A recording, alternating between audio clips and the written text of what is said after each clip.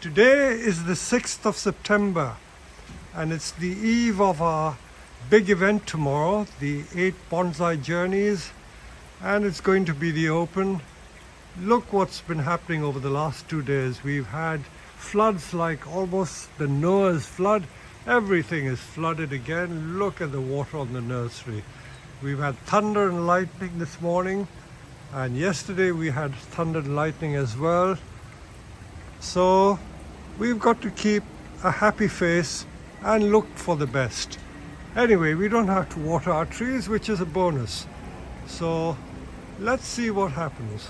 We've got our marquee out, so should anything happen, we will wallow in the flood and go into the marquee and wait for the rains to stop.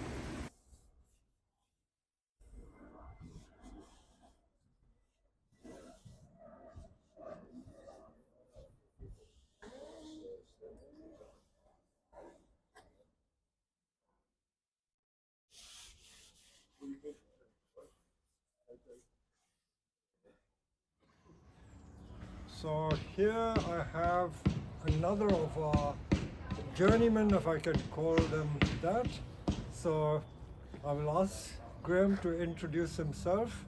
So I've known of Graham, but we've never got to know each other. As I say, in our bonsai journeys, people cross paths and we come across each other.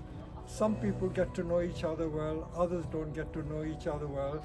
But since Kevin has come, I've got to know a little bit about Graham, but I'll leave Graham to talk about himself. So Graham, can you introduce yourself, please? Hi, my name is Graham Potter, owner and operator of Kaizen Bonsai, and I've been doing bonsai now for, I think, north of 35 years. It's been a busy 35 years, but I feel like it's all coming together now. After 35 years? Yeah, just about figured out which end goes in the soil. So they say, you know, bonsai is a game of patience. Yeah, absolutely Game of patience.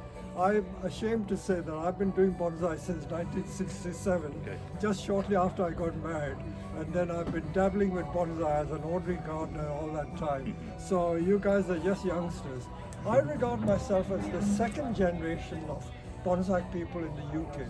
The first people were in the 50s and 60s, early 60s, they had matured. Right. And those were the people who were either growing little conifers in little patty dishes or importing a few trees from Japan via Bromwich and Young and people like that.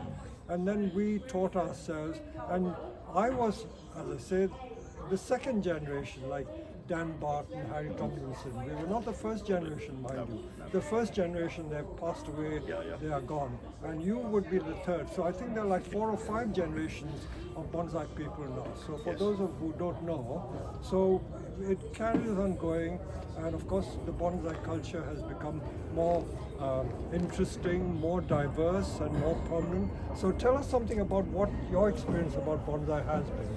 Oh, I started bonsai really. I bought a house with a small koi pond, and you can't be around koi very long before you bump into bonsai. So I just started with 1 or 2 little trees on the side of the pond, and it's kind of grew from there. So you're really. really koi man first, okay? Yeah.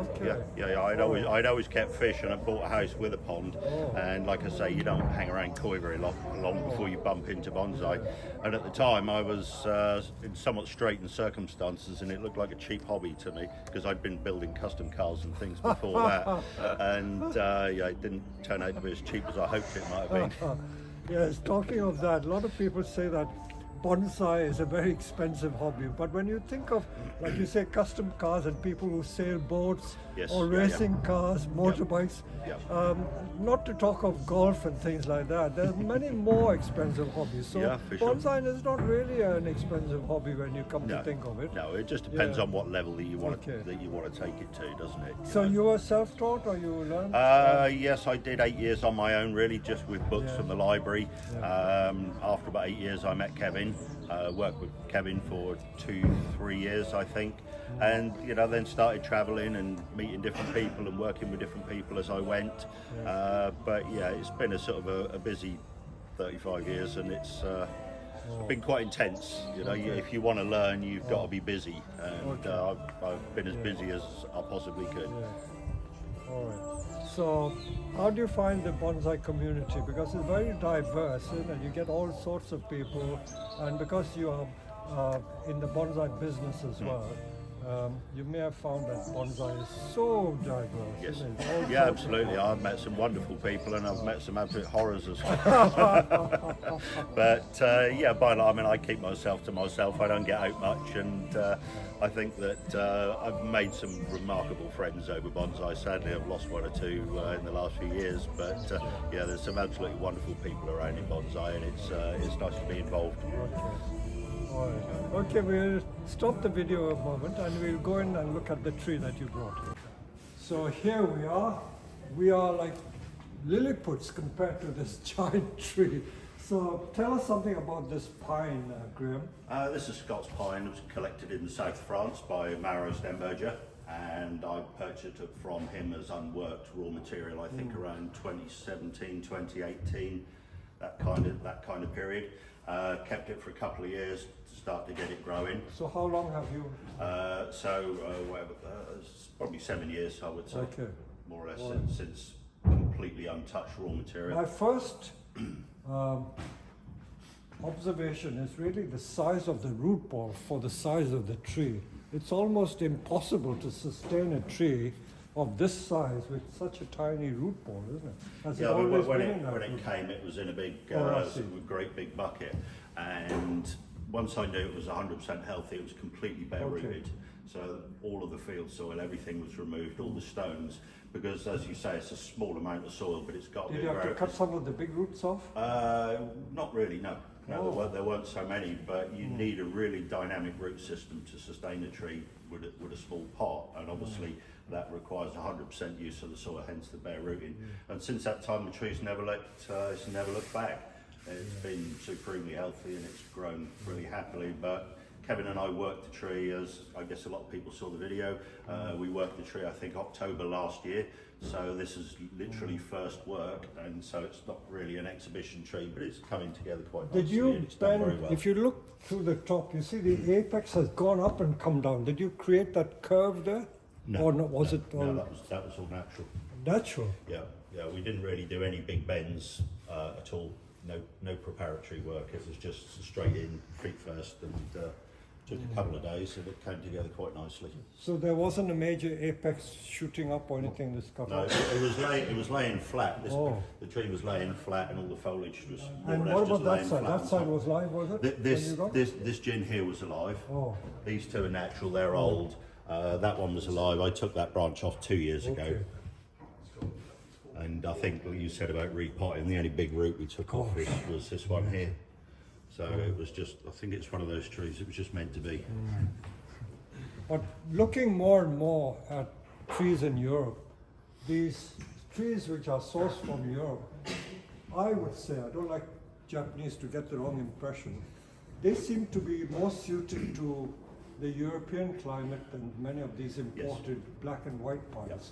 I've been importing white pines for nigh on 30, 40 years, and white pine are extremely difficult, Japanese white pine, to keep alive. They lose branches for no rhyme or reason, and whereas Scots pines, whether they're from Europe or from the UK, are much easier to look after. Do you find that as well? Yes, I mean, if I had to work on one tree exclusively, it would be absolutely Scots pines, because they're a tree that you can do anything with. You can grow them from seed and you can bulk them up, or you can take big trees like this and you can reduce them down. They're just so amenable to bonsai, and regardless of the weather we get here in the UK, every year they put in a good performance and do really well.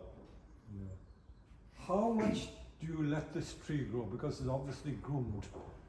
Do you let it just go wild for a period? Yes, typically what I normally do with Scots is allow them to grow through the summer, because the summers here are quite short. So grow through the summer, and then at the end of August typically prune back.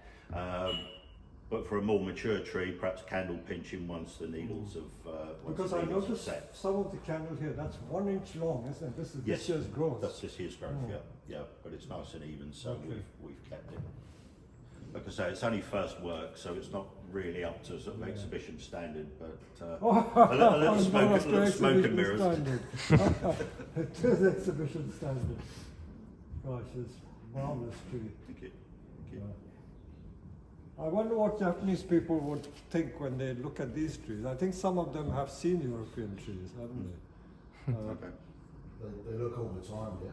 Okay. They know what we're doing here for sure. All right. Cool. I haven't had much experience of USA. There must be some good pines there. Yeah, I guess so. I'm fairly limited experience Yes, as well. that's right. Yeah, but But anyway. I think Scots, for me, about the best thing there is in bonsai. I just absolutely love Scots, and from a styling point of view as well, they're absolutely magic. Okay, so you've had this, you say, about 7 or 8 years? Have you I would say repotted so. it? When did you put it in this pot? It was bare rooted in 2019 into a plastic bucket. Bare rooted? Yeah, completely bare rooted, and then went into this pot in the spring of this year. Okay. But having bare rooted it, it was already in something fairly Okay. small. It was just Alright. deeper. And once we'd set the angle for the tree and styled it, it was just a matter of changing the angle and just setting it into this pot. So it was really quite easy to do. Okay. Great. So I'm sure people will admire this. And we're going to have 8 trees, so we've got 2, 4, 5, another 3 more is it to come? So we look forward to that. Okay, so thank you, Graham, very Okay, much. thank you very much. Thank you.